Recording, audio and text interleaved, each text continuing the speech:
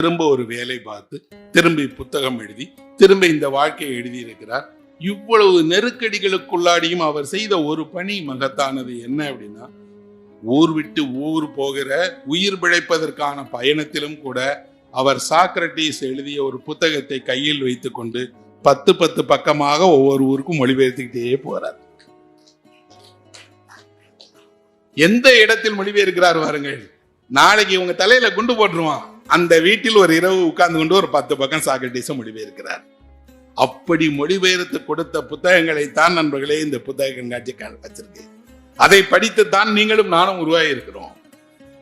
அந்த சாமிநாத சர்மா தான் கார்ல் மார்க்ஸை பற்றி எழுதியிருக்கிறார். அவர்தான் ஹிட்லரை பற்றி புத்தகம் எழுதியிருக்கிறார். அவர்தான் உலகத்தின் புகழ்பெற்ற கிரேக்க வரலாறு எழுதியிருக்கிறார். இவ்வளவும் எழுதிய சாமிநாத சர்மாவை யாருக்கும் அவர் எப்படி இருப்பார் என்று கூட தெரியாது.